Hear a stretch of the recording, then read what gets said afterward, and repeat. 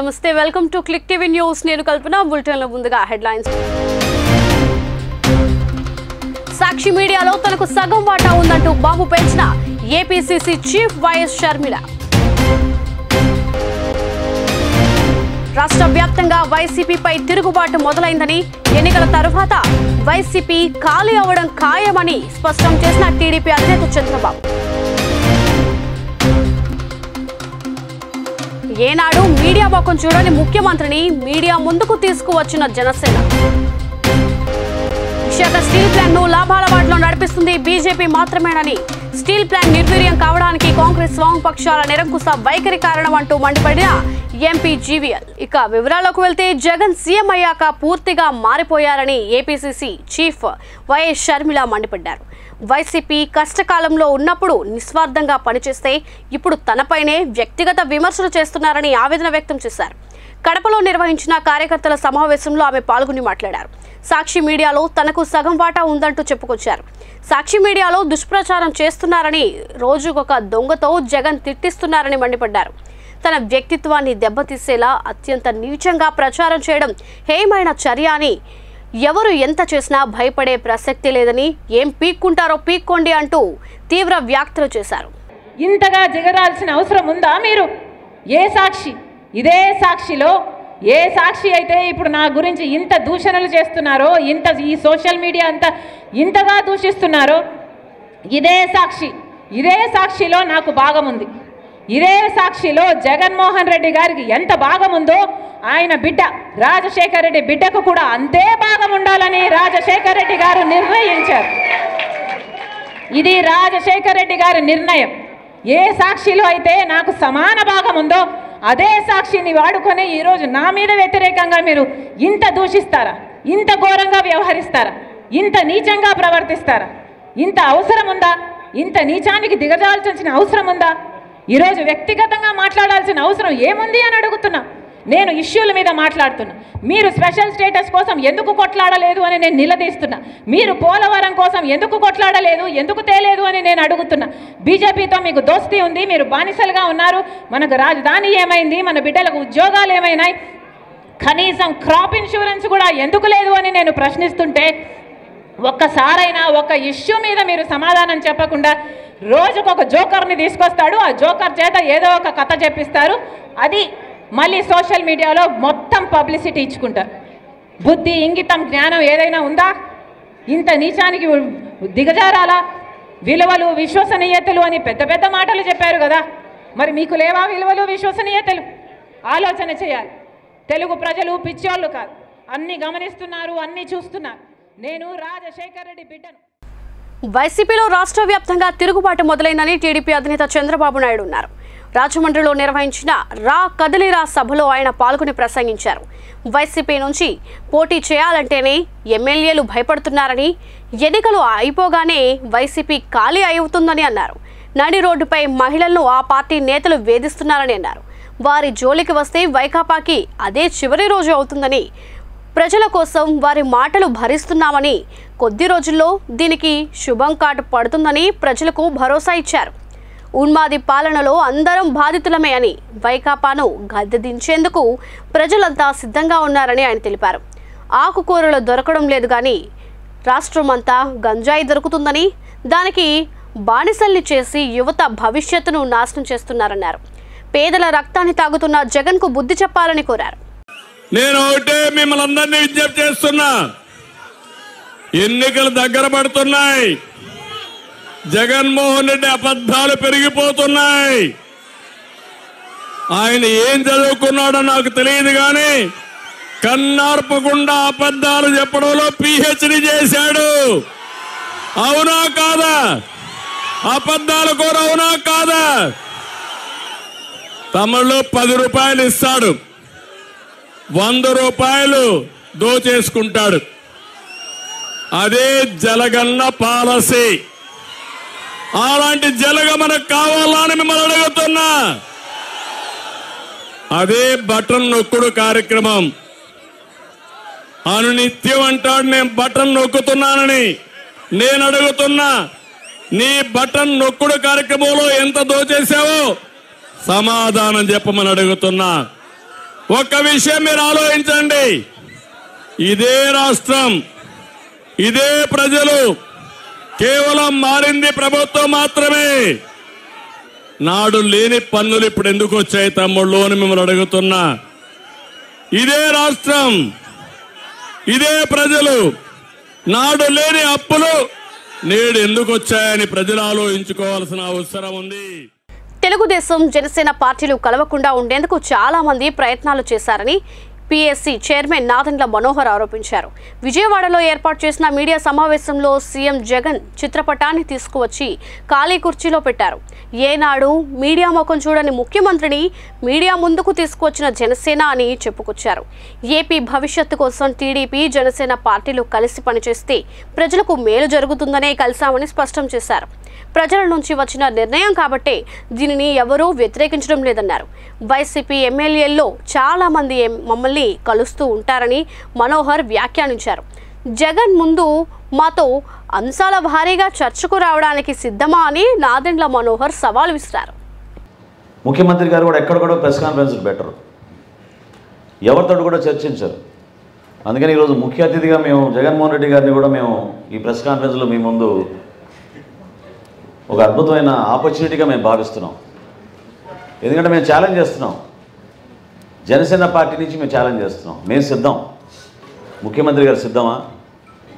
ఈ లెక్కలపైన చర్చించడానికి విజయవాడ నగరంలోనే తుమ్మలపల్లి కళాక్షేత్రంలో మనం జర్నలిస్టుల ముందు మనం కూర్చుందాం. ఈ రాష్ట్ర ప్రభుత్వం చేసిన అవకతవకలు, అవినీతి కార్యక్రమాలు, ఈ 5 సంవత్సరాల్లో వాళ్ళు ఏ విధంగా ప్రజల్ని మోసం చేసి లెక్కలు తారుమారు చేసి ఈ రోజున అభాసపాలు అవుతున్నామో మీరందరూ కూడా గమనించాలి. ఏషియన్ ఇన్ఫ్రాస్ట్రక్చర్ ఇన్వెస్ట్మెంట్ బ్యాంక్ మన రాష్ట్ర ప్రభుత్వాన్ని బ్లాక్ లిస్ట్ చేసింది. బ్రిక్స్ బ్యాంక్ మన రాష్ట్ర ప్రభుత్వాన్ని బ్లాక్ లిస్ట్ చేసింది.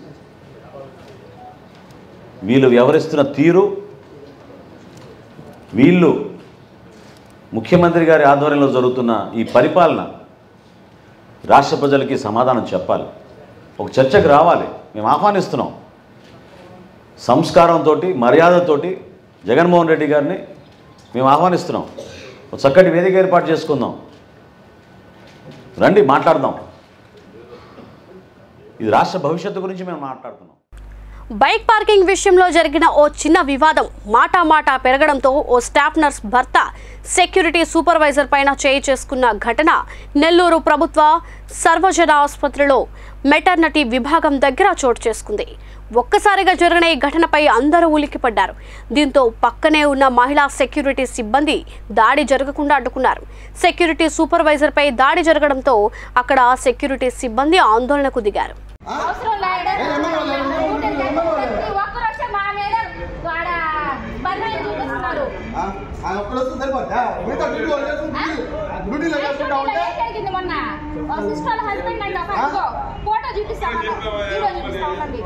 మనం చూస్తే ఇక్కడ పని చేస్తా ఉంటే ఒకడు వచ్చి ఎక్స్ట్రా మాట్లాడి కనుగోలు చేసుకుంటాడా? చూడు ఎంత కొవ్వు, చూడు చేసేవాళ్ళంటే అంత లెక్కలేదు. మరి బయటికి రావాలి, రావాలి సూపరింటెండెంట్ గారు బయటికి రావాలి, రావాలి సూపరింటెండెంట్ గారు బయటికి. నశించాలి, నశించాలి సెక్యూరిటీ పై దాడులు, నశించాలి, నశించాలి సెక్యూరిటీ పైన దాడులు. రావాలి, రావాలి సూపరింటెండెంట్ గారు బయటికి. నశించాలి, నశించాలి సెక్యూరిటీ వాళ్ళపై దాడులు, నశించాలి, నశించాలి సెక్యూరిటీ వాళ్ళపై దాడులు, నశించాలి, నశించాలి సెక్యూరిటీ వాళ్ళపై దాడులు. శ్రీకాకుళం నగరపాలక సంస్థ పరిధిలోని బలగ ప్రాంతంలో ప్రధాన మంచినీటి సరఫరా కేంద్రం వద్ద 4 కోట్లతో నిర్మించిన 5 MLD infiltration gallery, collection well, pump house మరియు వాటర్ వర్క్స్ అభివృద్ధి పనులను రెవెన్యూ శాఖ మంత్రి ధర్మాన ప్రసాదరావు ప్రారంభించారు.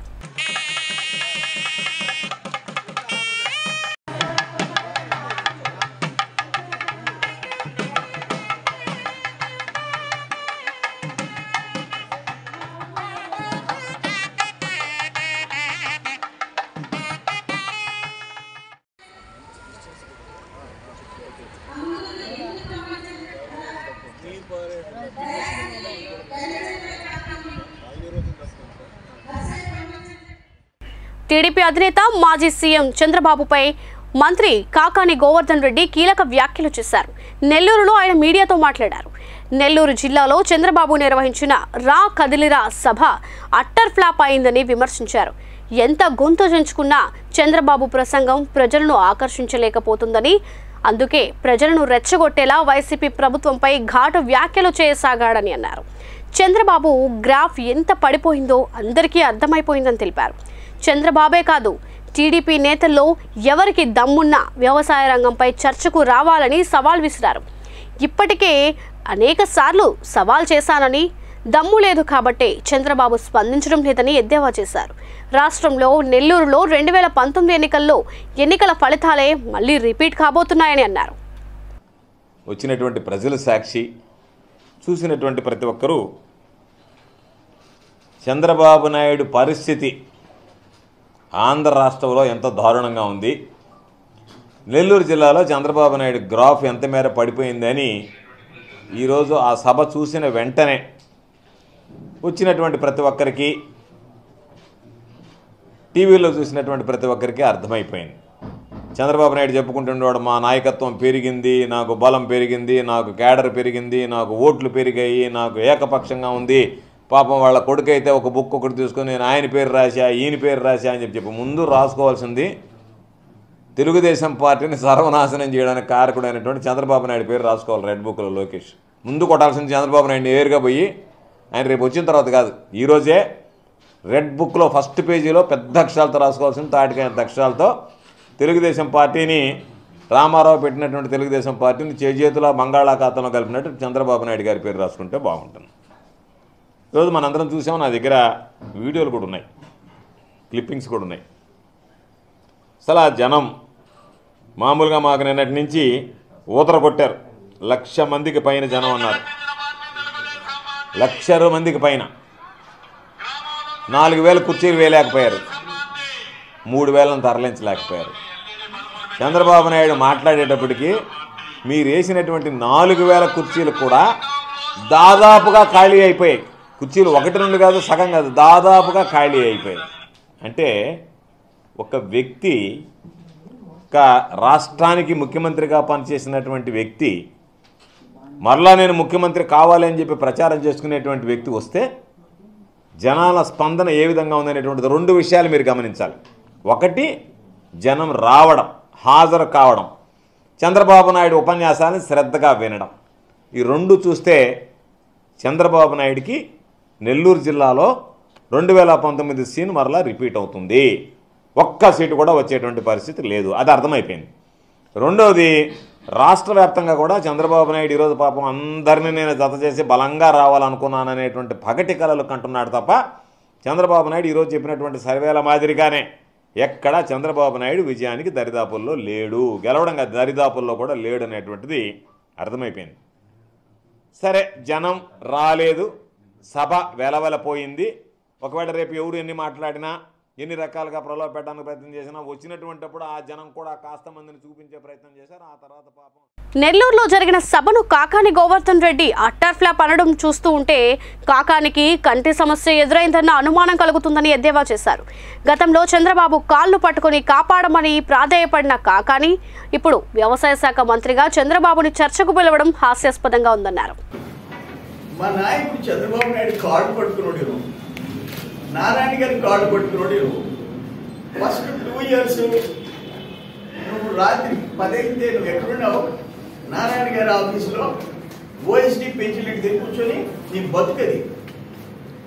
నువ్వు వచ్చి చంద్రబాబుని రమ్మంటావా? అయ్యా నాయన, ఆయన అంట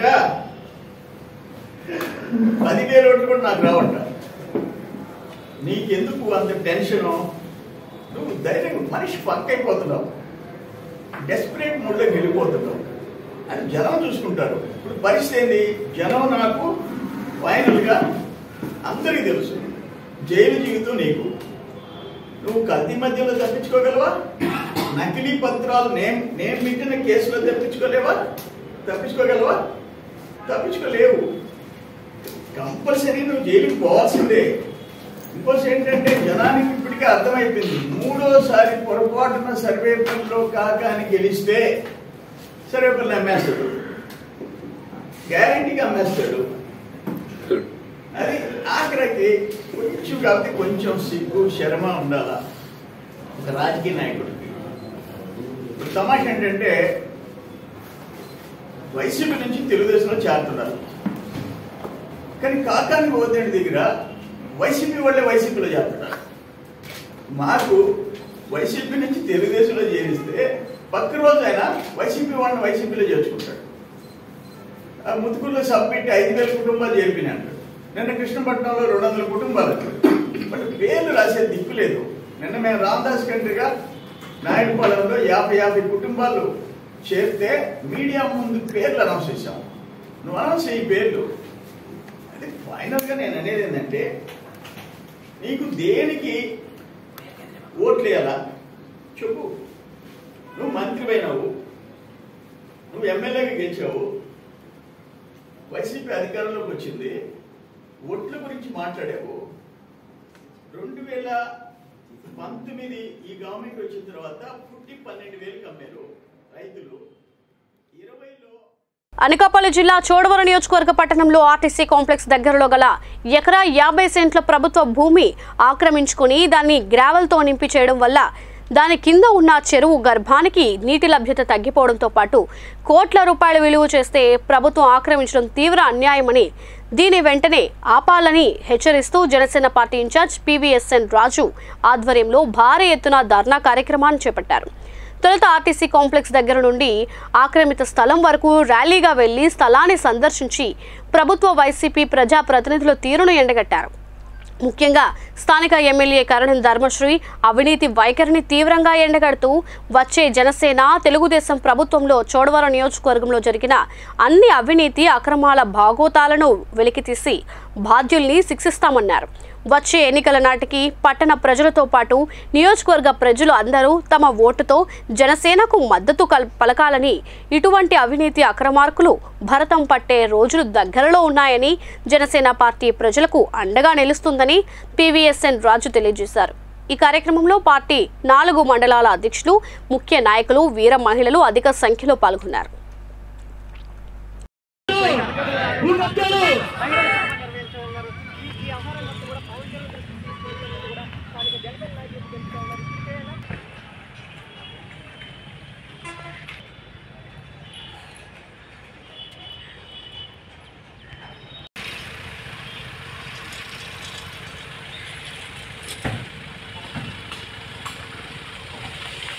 ఉన్నప్పుడు ఒక గజం పేదవాళ్ళు ముందుకెళ్తే వెనక్కి వెళ్తేనే పెద్ద చర్యలు తీసుకుంటారు. మీ VROలు, RIలు, DTలు, MROలు వాళ్ళ మీద పడిపోతారు కదా. మా నాయకులు కూడా ఫోన్ చేసినప్పుడు ఒక అడుగు కోసం చెప్పినప్పుడు కూడా రూల్స్ అని పదం మాట్లాడతారు కదా. ఇంత భూమి మీద స్థానిక ప్రజలు ఆందోళన చెందుతుంటే మీరు వచ్చి క్లారిఫై చేయాల్సింది పోయి, మీరు వచ్చి బౌండరీస్ ఫిక్స్ చేయాల్సింది పోయి, మీరు వచ్చి భూమి ఎవరిదో డిసైడ్ చేయాల్సింది పోయి, దేవాదాయ శాఖ చేతులు ముడిచి కూర్చుని, రెవెన్యూ చేతులు ముడిచి కూర్చుని, నీటిపారుదల శాఖ చేతులు ముడిచి కూర్చుంటే చేతులు ముడిచి కూర్చోవడానికి జనసేన పార్టీ అయితే సిద్ధంగా లేదు. జనసేన పార్టీ చేతులు గాజులు తొలగించుకోవడం సిద్ధంగా లేదు చూడడం జనసేన పార్టీ.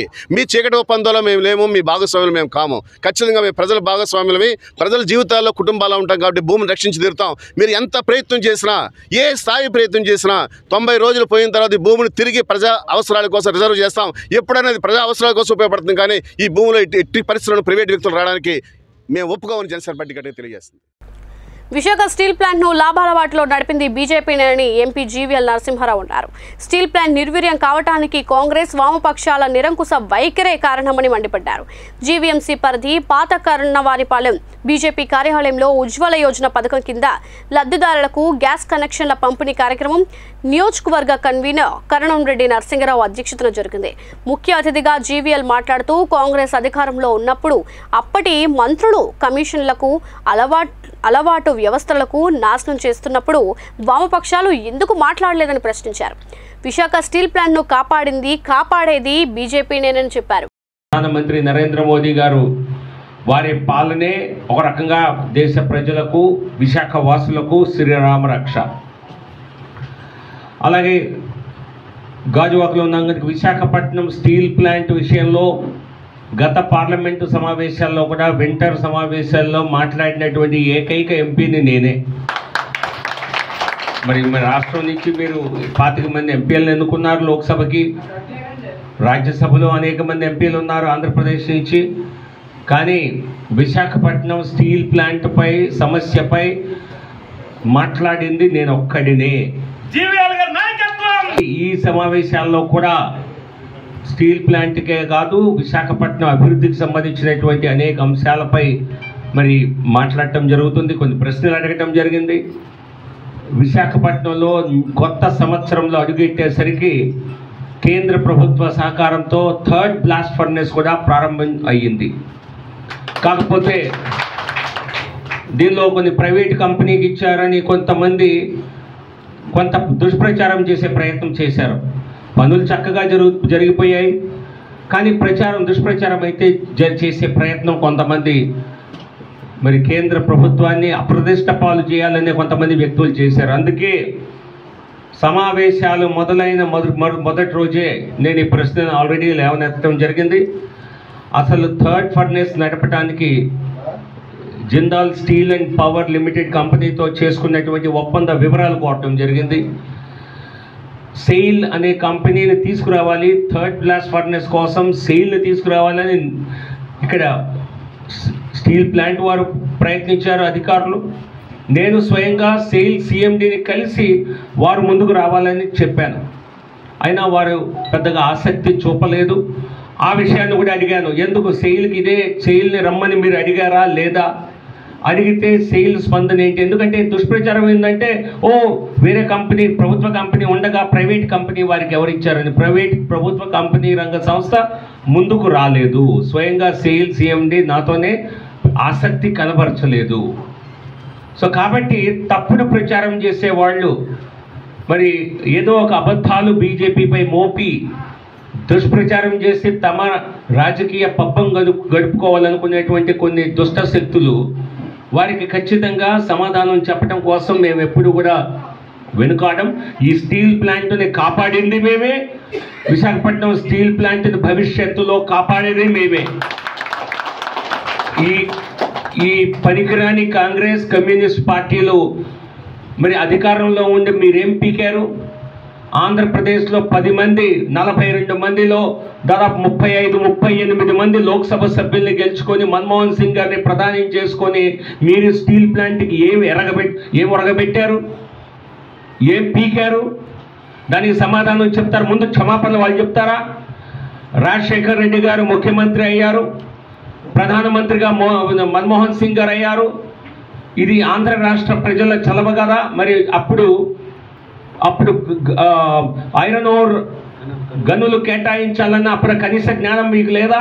లేకపోతే ఐరన్ ఓర్ లేకుండానే అప్పుడు స్టీల్ తయారైపోయిందా? ఏమన్నా ప్రత్యేక హస్తంతో ఏమైనా స్టీల్ తయారు చేశారా? మీరు అధికారం చేజిక్కించుకున్నప్పుడు విశాఖ వాసుల నుంచి ఓట్లు దండుకున్నప్పుడు ఆంధ్రప్రదేశ్ ప్రజల సపోర్ట్తో మీరు అధికారంలోకి వచ్చినప్పుడు మరి కాంగ్రెస్ పార్టీ అనుల దగ్గర ఉన్నది. కోల్ మైన్స్ వంటి శాఖలను మీ మంత్రులే ఈ రాష్ట్రం నుంచి వెళ్ళిన వారే నిర్వహిస్తూ మరి అప్పుడే నిద్రపోయారా? డబ్బులు దండుకున్నారా? అప్పుడు లేదా ఐరన్ ఓర్ లేకుండా కొత్తగా కమ్యూనిస్ట్ గొడ్డలతో ఏమైనా తయారు చేశారా స్టీల్ని? సో వాటికి సమాధానం చెప్పకుండా సోనియా గాంధీ రాయబరేలీలో తీసుకెళ్ళి మరి మీరు నిలబెట్టిన ప్రభుత్వంలో యూపీఏ చైర్పర్సన్గానే ఉందిగా కమ్యూనిస్టులు అప్పుడు నిద్రపోయారా? రాయబరేలీలో 2000 కోట్ల రూపాయలు ఇక్కడి నుంచి ఎత్తుకుపోయి 4th వీల్ ప్లాంట్ పెడితే ఏం వడ్లమూడి పనికి రాలేదా? రాయబరేలీకి ఎందుకు తీసుకుపోయారు? మరి ఇక్కడ స్టీల్ ప్లాంట్ కెపాసిటీని 7.3 మిలియన్ టన్స్కి అంత స్థాయికి తీసుకువెళ్ళినప్పుడు మరి అప్పులు వాళ్ళు కమిషన్లు కమ్యూనిస్ట్ పార్టీలు ఏం పీకారు? నిద్రపోయారా? అప్పుడు మాట్లాడాలన్న కనీస పరిజ్ఞానం మీకు కలగలేదా?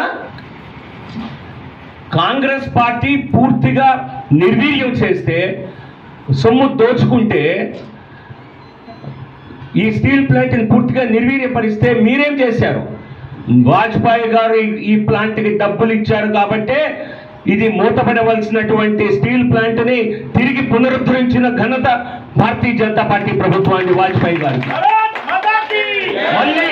మళ్ళీ నరేంద్ర మోదీ గారి హయాంలోనే 3వ బ్లాస్ట్ ఫర్నేస్ ప్రారంభమైనా ఈ ప్లాంట్ని మళ్ళీ లాభాల వాటిని నడిపిస్తామని మేము చెప్తున్నాం. నేను గత సమావేశాల్లో కూడా పార్లమెంట్లో అడిగాను, ఇందులో ప్రాథమిక ప్రక్రియ కూడా మొదలు కాలేదు విశాఖపట్నం స్టీల్ ప్లాంట్ ప్రైవేటైజేషన్కి.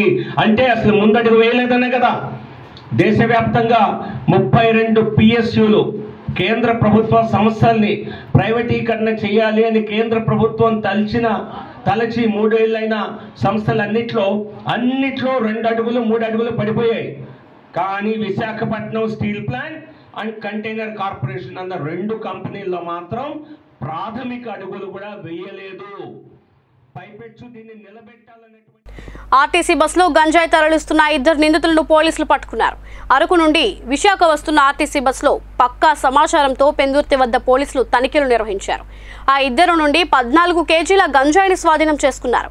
అక్రమంగా గంజాయి తరలిస్తున్న 2 నిందితులను పోలీసులు అరెస్ట్ చేసి దర్యాప్తు చేస్తున్నారు.